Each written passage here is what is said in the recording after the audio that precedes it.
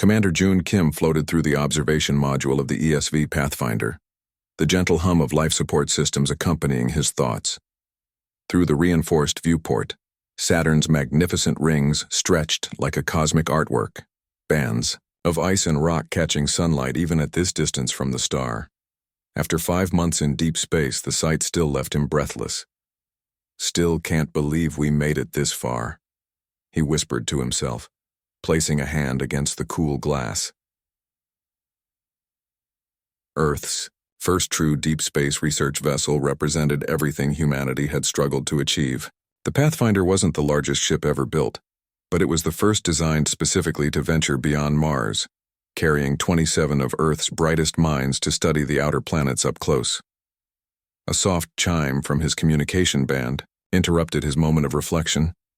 Dr. Ha-Yun Park's voice came through clearly. "Commander, could you join us in the analysis lab? We've found something unusual." June pushed off from the viewport, gliding through the module's zero-gravity environment with practiced ease. On my way. The analysis lab buzzed with activity when he arrived. Usually the science team maintained a library-like quiet, but today researchers moved between workstations with unusual energy, speaking in hurried tones. Ha-Yun gestured him over to the primary monitoring station. Her normally calm demeanor had given way to barely contained excitement, dark eyes wide as she pointed to the display. "We were doing routine energy mapping of the F-ring when Tae-woo noticed this anomaly." Her finger traced an almost invisible distortion within the ring structure. "At first we thought it was equipment error, but 3 separate systems confirm it." June leaned closer. "What exactly am I looking at?" "Energy patterns. Completely non-random and definitely not natural." She tapped a command, enhancing the visual. "There's something hiding in Saturn's rings, Commander. Something generating power." Tae-woo Kim, the team's youngest physicist, joined them.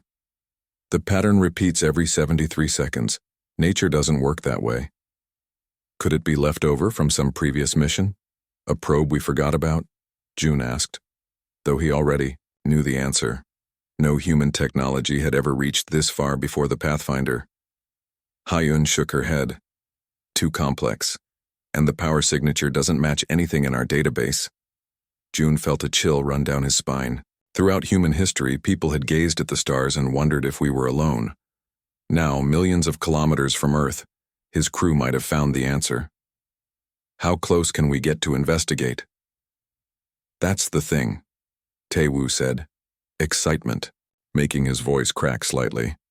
"The anomaly is moving, slowly adjusting its position within the rings. Almost like it knows we're watching," June finished. Within 12 hours, the Pathfinder had adjusted its orbit to approach the mysterious energy source. The crew worked in shifts, nobody willing to miss this possible moment in human history. June had informed Earth about their discovery, but the 20-minute communication delay meant they were effectively on their own. As they closed distance, the object became clearer. Nestled within the ice particles of Saturn's F-ring was a structure roughly the size of a small building, its surface designed to mimic the surrounding ring material. Only its faint energy signature had given it away. "It's definitely artificial," Ha-On confirmed, studying the readings. "And based on these patterns, I think it's some kind of observation post." "Observing what?" June asked. She met his eyes. "Us. Saturn. The whole solar system, maybe." Before they could maneuver closer, sensors detected a sudden energy spike from the structure.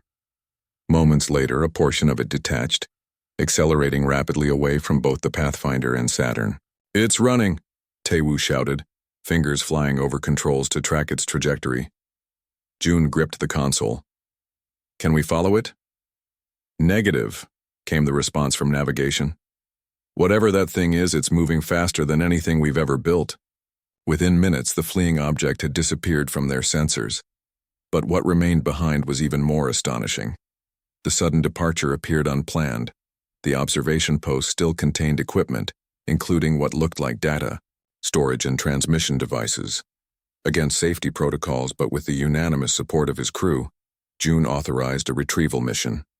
2 days later, Ha-Yun and her team had brought several alien artifacts aboard the Pathfinder.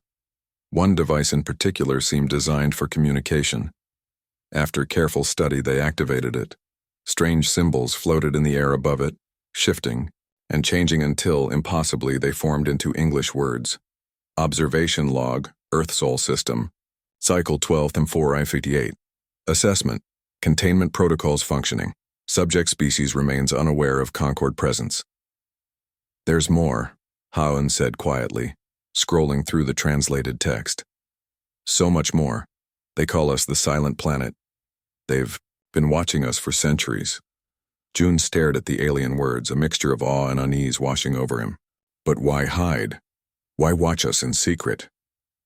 The answer came when they accessed another file, this one containing what appeared to be directives from something called the Concord High Command. Earth humans display dangerous cognitive patterns. Potential.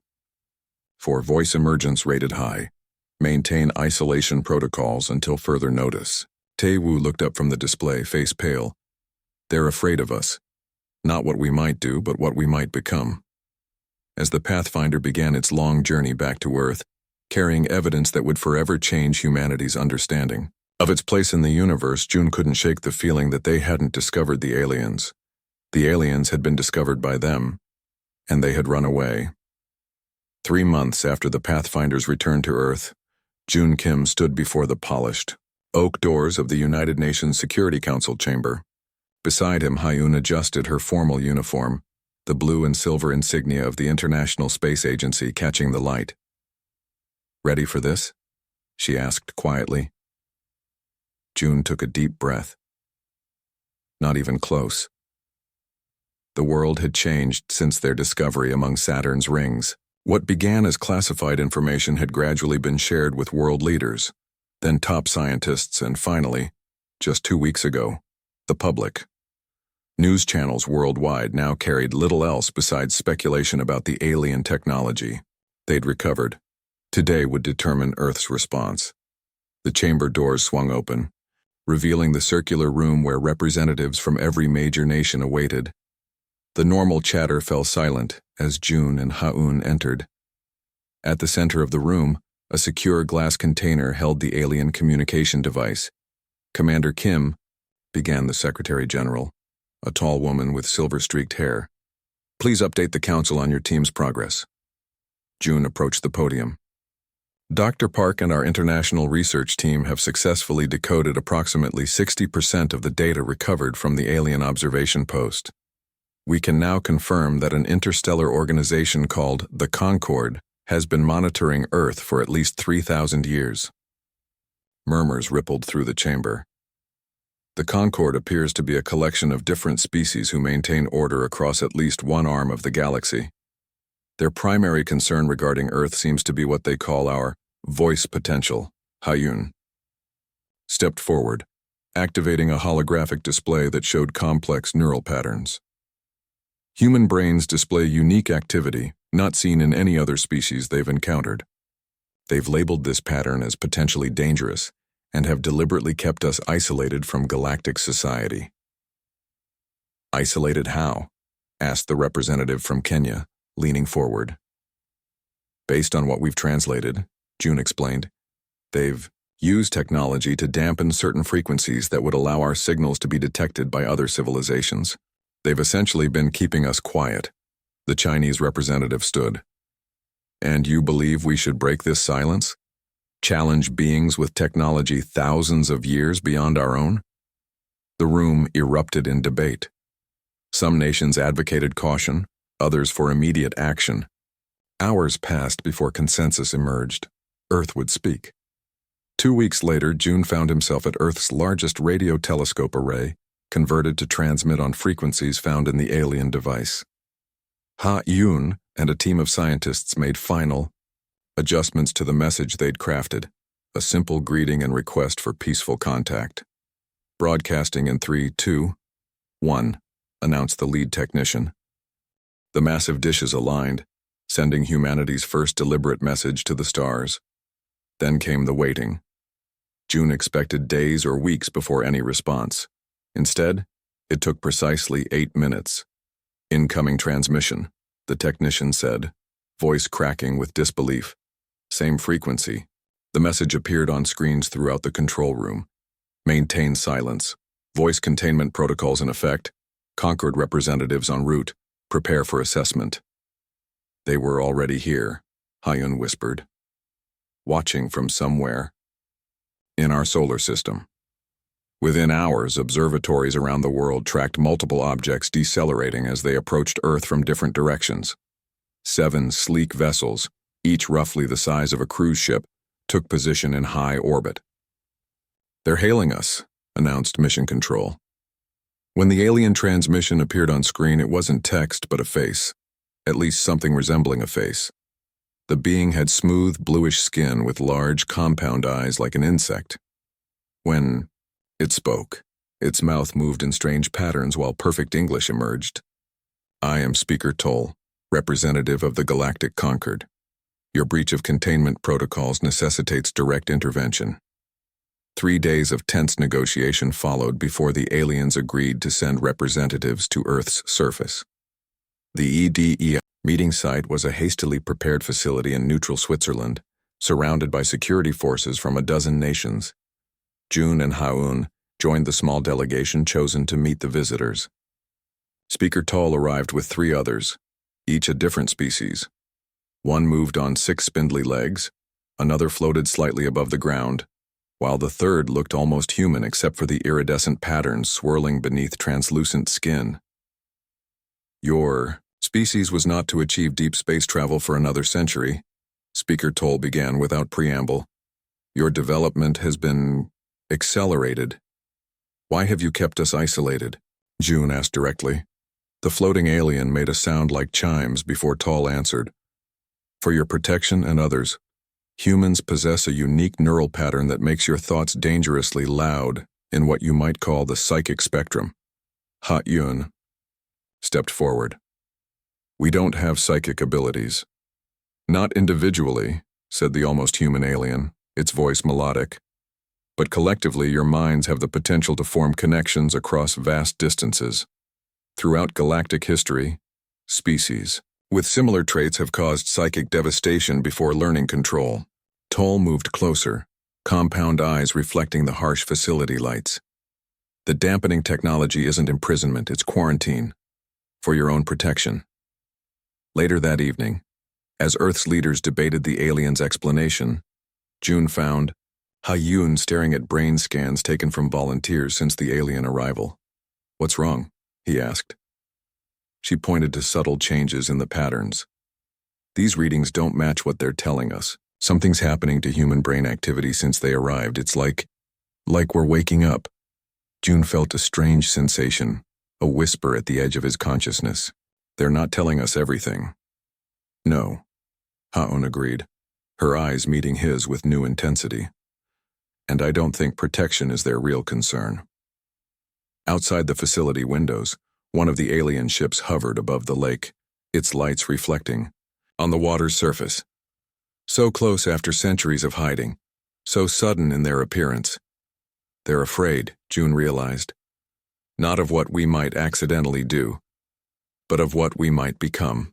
The secure room beneath Seoul's research facility hummed with the constant drone of cooling systems. June Kim paced behind Sung-Ho Lee, the Pathfinder's communications specialist, who hunched over a terminal displaying alien text patterns. The room was deliberately isolated. No wireless signals in or out, no direct connections to any networks. Just the 2 of them, surrounded by recovered alien technology. "They're lying to us," Sung-Ho said, fingers tapping rapidly at his keyboard. His normally cheerful face was drawn with tension, eyes rimmed red from too many sleepless nights. "I've cross-referenced every translation from Toll against what we've decoded ourselves. The patterns don't match." June leaned closer to the screen. "Show me." "Here," Sung-Ho pointed to a comparison of brain scans. "These are the neural pattern maps Speaker Toll showed world leaders. And these," he swiped to another set of images, "are what we've found in the observation post data. They don't even show the same brain regions."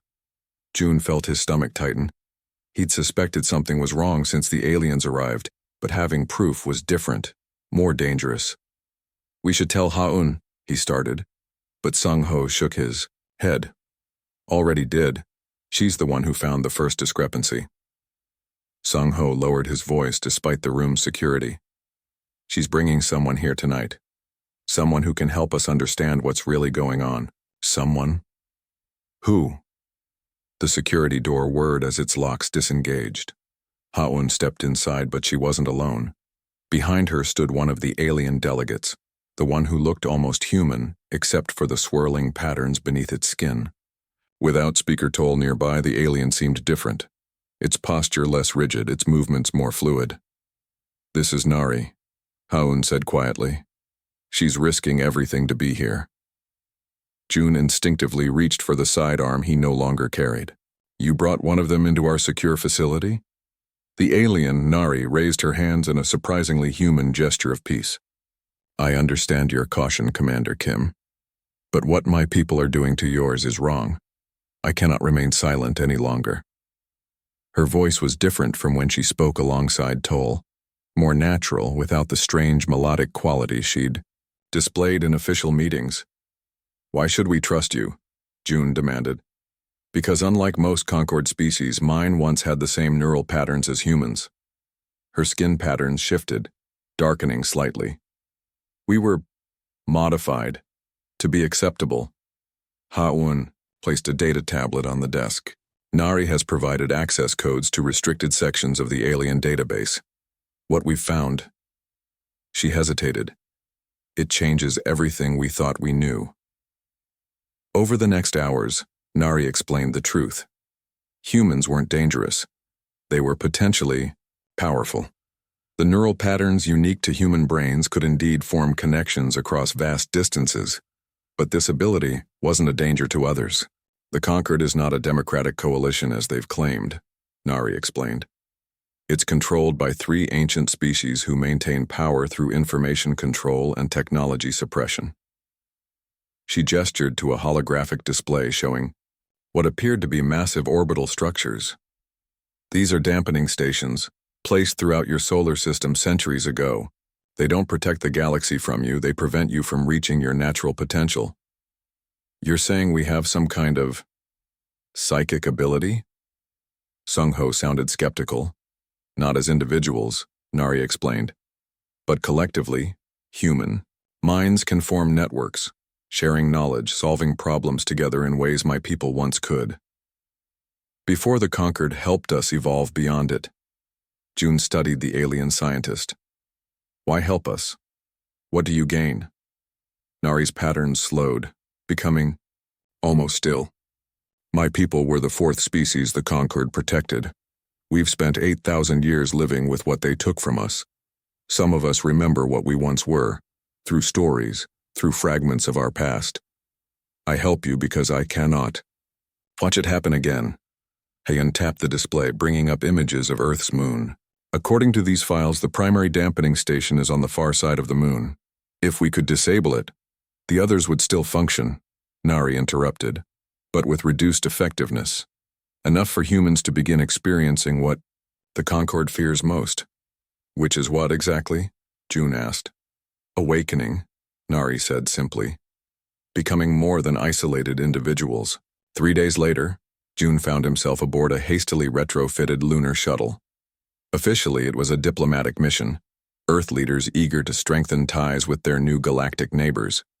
In reality, the small team aboard had been hand-picked by June and Hyun, each briefed on their true objective. Hyun checked the shuttle's modified sensors, designed according to Nari's specifications to detect the alien technology. We'll have a 6-hour window while the diplomatic team keeps Tall occupied with tours of the lunar base. And you're sure this plan will work? June asked Nari, who sat uncomfortably in a human-designed pressure suit. The dampening technology requires precise calibration. Even minor damage to the main emitter should disrupt the field enough for humans to begin sensing the change. Her voice came through the comm system with a slight delay. What happens after that depends on how quickly your people adapt. The shuttle landed at the official lunar base, but after the diplomatic team departed to meet with Concord representatives, June's group took a lunar rover and headed toward the moon's far side. We're approaching the coordinates, Ha-Un announced, after 2 hours of driving across the desolate lunar landscape. What they found looked nothing like an alien facility. It appeared to be simply a crater like countless others on the moon's surface. But when they activated Nari's detection equipment, the truth revealed itself. Beneath the dust lay a structure covering nearly a kilometer in diameter. The entrance should be just ahead, Nari directed them. It will recognize my biosignature. As they approached what appeared to be a rock formation, a seam of light appeared, widening into a doorway. Inside was a corridor illuminated by soft blue light, stretching deep into the lunar rock. We have less than 2 hours before they'll notice my absence, Nari warned. The alien facility was unlike anything human eyes had seen. Walls that seemed alive with flowing patterns. Technology integrated so seamlessly with the structure that it was difficult to tell where one ended and another began. There, Nari pointed to a pillar of swirling energy at the center of a vast chamber. That's the primary emitter. Disrupt the field symmetry, and the whole network will require recalibration. June approached the column cautiously. How do we? But before he could finish, alarms suddenly blared throughout the facility. Lights shifted from blue to angry red. They've detected us. Nari's voice was tight with fear. They must have been monitoring more closely than I anticipated. How long do we have? June demanded. Minutes, perhaps less. Ha-Un was already at a control panel, following the instructions Nari had provided. I need more time to understand this interface. We don't have time, June decided, removing the pack from his back. Inside was a targeted EMP device, a last resort. Everyone back to the entrance, now. As his team retreated, June planted the device directly against the pillar's base. The alien technology was advanced, but certain principles of physics remained universal. The disruptive pulse wouldn't destroy the station, but it should overwhelm its delicate calibration systems. He set the timer for 3 minutes and ran. They barely made it back to the rover before the ground beneath them trembled. No explosion was visible. The EMP had detonated deep underground, but the effects were immediately apparent on their instruments. Energy readings across the lunar surface fluctuated wildly. Did it work? June asked as they sped back toward the main base. Nari checked a small device on her wrist. The dampening field is destabilizing. It will take them days, perhaps weeks, to recalibrate the network. And what happens to us in the meantime? Ha-Un asked. Nari's skin patterns shifted in what might have been the alien equivalent of a smile. You begin to hear each other, truly hear each other for the first time. As their rover raced across the lunar surface, June felt a strange sensation at the edge of his consciousness, like whispers just beyond hearing. He glanced at Ha-Un and saw her eyes widen. Do you feel that? She asked quietly. He nodded. It's starting. Back on Earth, billions of people were about to experience the same awakening. The first tremors of humanity finding its collective voice. And the conquered, June realized, had every reason to be afraid. The first missile struck just before dawn. June woke to emergency sirens and the building shaking beneath him. He'd been sleeping on a cot in the military command center, where world leaders had gathered since the conquered declared Earth a threat. 3 days had passed since the mission to the moon and everything had changed. They've launched their first attack, General Yuna called out as he ran into the main control room. Her uniform was wrinkled, hair hastily pulled back, but her eyes were sharp and focused. Orbital strikes targeting our major satellite arrays in Asia and North America. On the massive wall screens, footage showed streaks of light cutting through the atmosphere. Where they struck, blooms of fire erupted. But strangely, June felt no panic, only a clear, steady certainty. He wasn't alone in his thoughts anymore. The connections are growing stronger, Ha-Un said beside him as if reading his mind. Maybe she was. Early reports show nearly 40% of the population is experiencing some form of the awareness now. Since they disabled the alien suppression technology, humans across the planet had begun experiencing something unprecedented. A gradual linking of consciousness. Not mind reading exactly, but a sense of others' presence, their emotions. Sometimes, even fragments of thoughts from those they were closest to. Toll demands our surrender, said President Kyung, entering the room with his security detail. He claims this attack is merely a demonstration.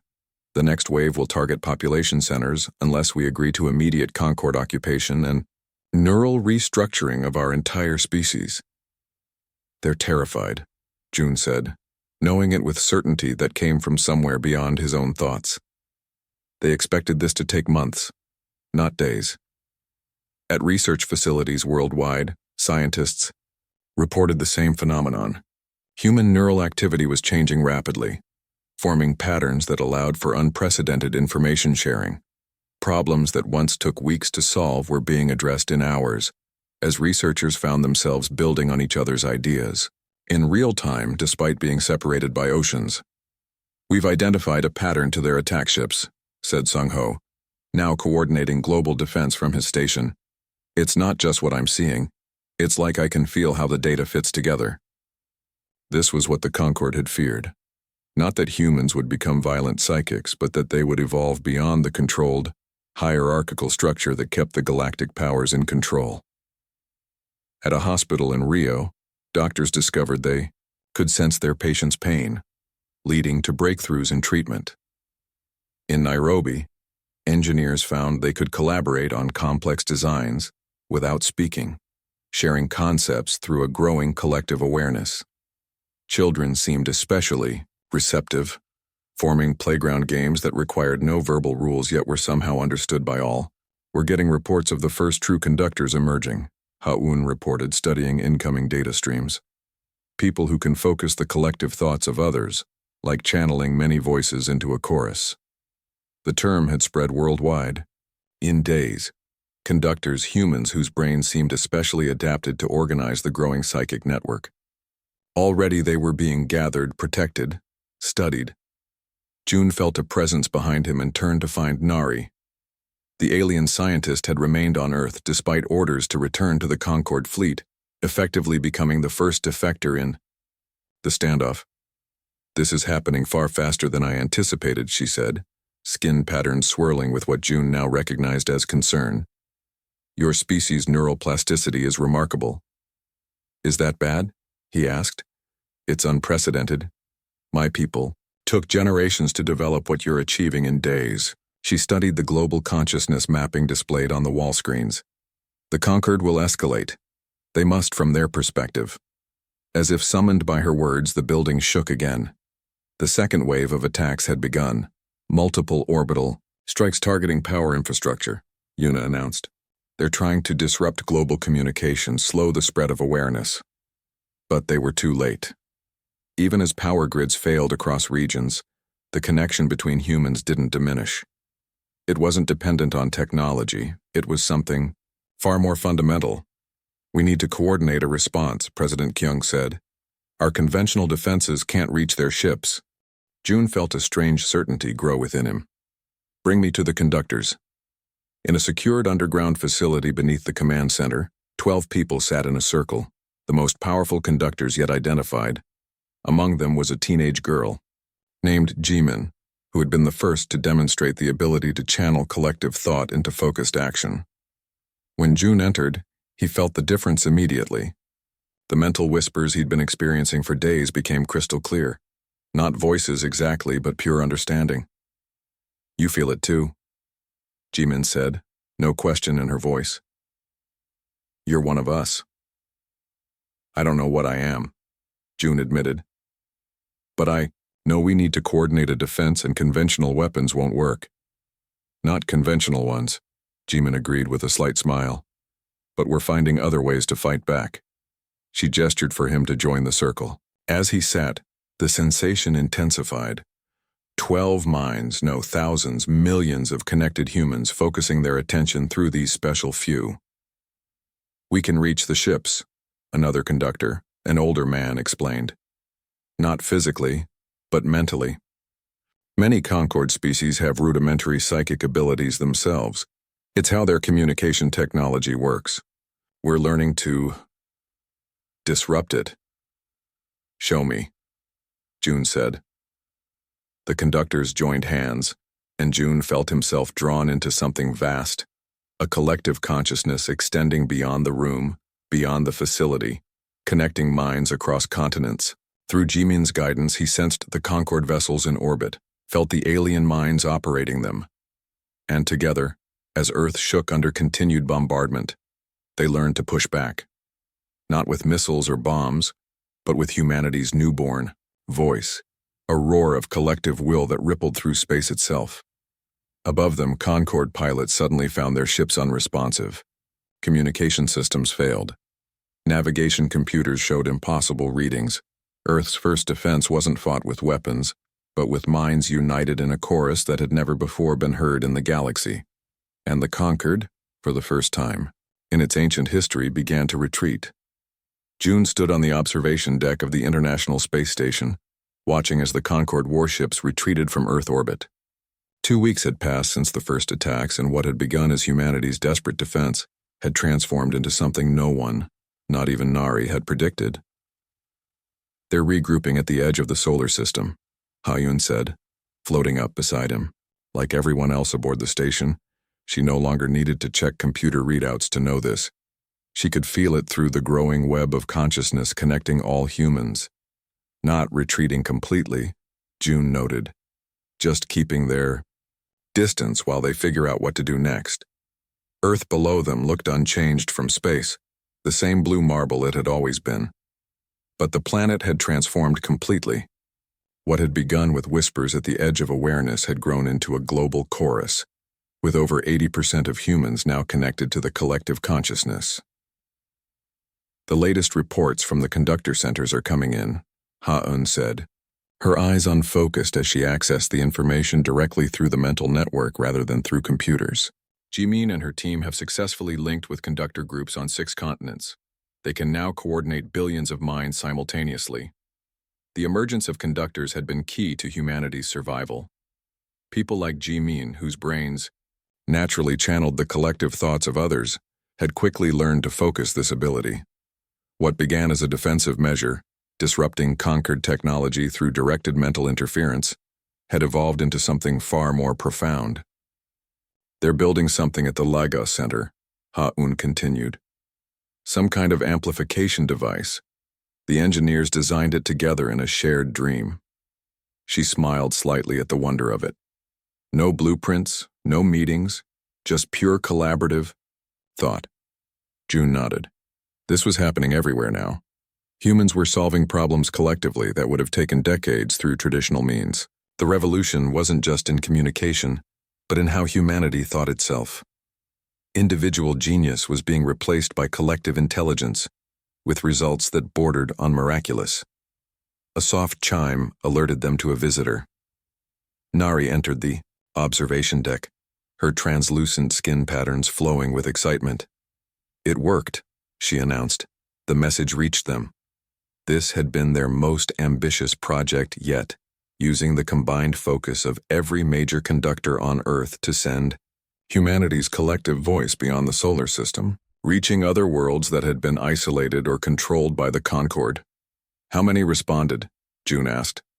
7 species so far, all of them showing signs of neural patterns similar to humans, all of them suppressed for centuries or millennia. Nari's patterns shifted to something June now recognized as joy. "My homeworld was the first to answer. The plan had been dangerous but necessary. As the Concorde fleet gathered reinforcements, Earth had little time to find allies. Using the amplification technology developed in Lagos, the conductors had reached out, revealing the Concorde's deception to other civilizations. "They're coming," Ha-Yun said suddenly, her expression distant. "Thousands of ships just entered the solar system." "But they're not Concorde design. Alarms would have sounded in the old days. Emergency protocols would have been activated. Instead, there was only a ripple of awareness through the human collective. Not fear, but recognition." "The Alliance," Nari whispered. Within hours, ships from 7 different civilizations had taken position near Earth, their designs as varied as the species that created them. They did not communicate through traditional signals but reached out directly to the human consciousness network. The images they shared were similar across all 7 species.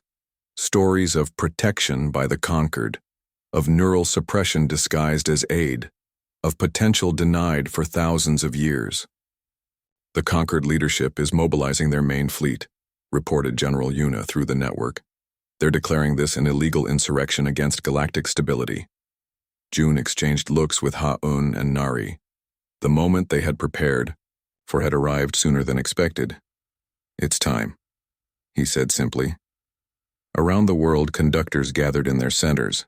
Jimin, now recognized as perhaps the strongest conductor on the planet, led the coordination from Seoul. Ordinary people stopped what they were doing, finding quiet spaces to join their thoughts with the collective. June felt it building.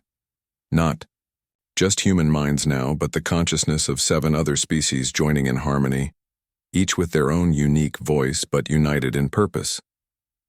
What happened next would later be described in 1,000 different ways, yet no description could capture the reality. The combined consciousness of 8 species, focused through their strongest conductors, reached across space to the approaching conquered fleet. But instead of attacking, they simply shared truth. Every Concord citizen, from the highest leaders to ordinary crew members, suddenly experienced the full history of suppression, not as accusations but as direct memory. They felt the fear of species forced to evolve along approved paths. They experienced the loss of neural connections that would have allowed their own civilizations to transcend artificial hierarchies. "They're standing down," Ha-Un reported, amazed. "Ship after ship. They're powering down weapons. Not all of them, of course. The most dedicated conquered commanders maintained their course, weapons hot. But they found themselves increasingly isolated as crew members refused orders, as their own suppressed neural patterns began to awaken after centuries of dormancy." 3 days later, representatives from all 8 allied species met with conquered leadership aboard a neutral vessel at the edge of Earth's solar system. June and Ha-Un attended as Earth's representatives, their minds constantly connected to the human collective. Speaker Toll appeared different now, diminished somehow, less certain. "What you have done violates the foundational principles of galactics stability," he began, but there was no force behind his words. "What you have done," June responded, "is suppress the natural evolution of consciousness across multiple species for your own power. That ends today." The negotiations lasted weeks, but the outcome was never really in doubt. The conquered, faced with a growing rebellion among its own citizens and the united front of 8 awakened species, eventually conceded. The treaty that emerged dissolved the old power structure.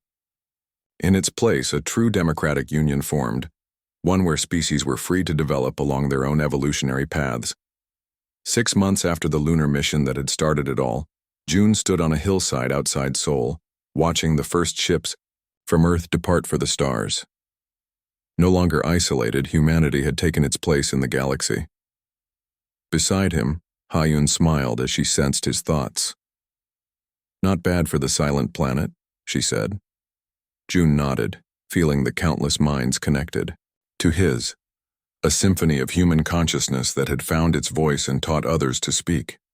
"We were never meant to be silent," he replied, "and now no one will silence us again." Across Earth and 7 other worlds, billions of minds resonated with the sentiment. Where once there had been fear and isolation, now there was connection and possibility.